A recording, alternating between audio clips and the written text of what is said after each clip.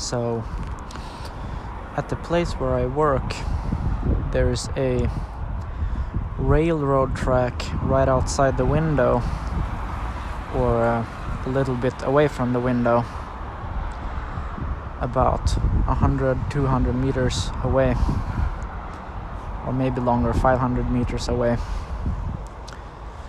And on these railroads are often freight trains that are going to the city from the countryside. And on these freight trains you will often see lots of graffiti, because these freight trains are not cleaned as often as normal trains are. So you will see big graffiti artworks on almost every train that passes by, and you will feel a little bit like Zorro from Wild Style, watching graffiti trains pass by and thinking to yourself, who wrote this and why, and who were they?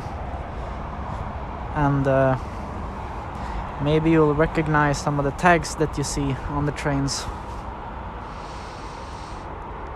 And my work, where I work, is customer support service. So you take phone calls and you help the customers with their problem. And in between the phone calls, there is a window when there is no phone calls. So in this window you can look out of the window and see these freight trains that pass by.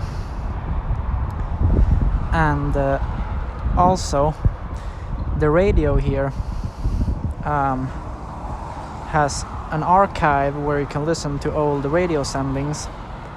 And I found an archive of an audiobook that I'm currently listening to, that is about a person that lived in the year 1877, a man, and it's about how he traveled from Germany to Japan and then to Siberia to be away for 21 years and study and collect butterflies. And in this audiobook you will get to know him and his colleague on the expedition, and they are visiting an island, and on the island there exist certain types of butterflies that don't exist anywhere else in the world. And he talks about anandromorphs, which is a very rare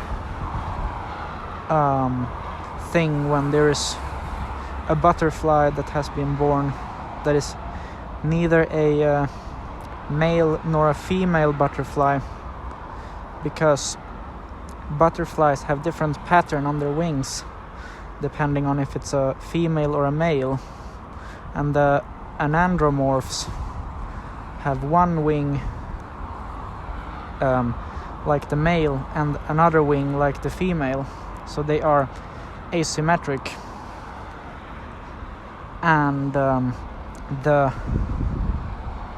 the colleague on the expedition to the main protagonist thinks that this is really, really interesting and doesn't want to talk about anything else for the expedition.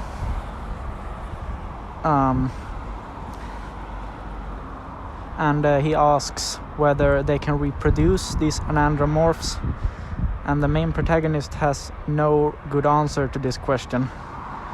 And the colleague also asks, why did God choose to create something like this? And he thinks that it's really funny. And he will be away for 21 years, I said that.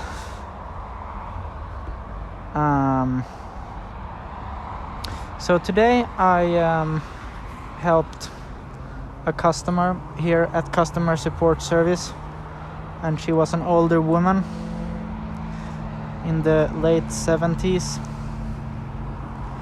and she was too old to make an order online herself, so I did it for her.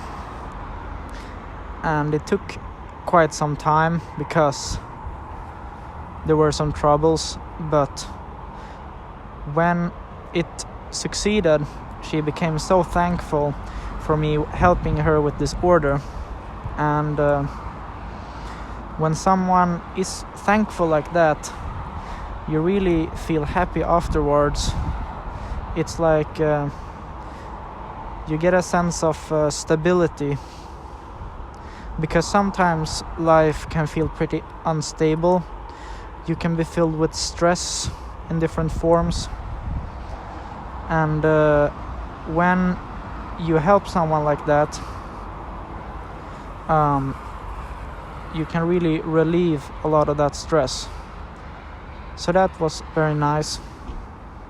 And after that phone call, I looked out of the window and I listened to this audiobook, and I watched these freight trains with graffiti pass by. And I felt just like Zorro from Wild Style.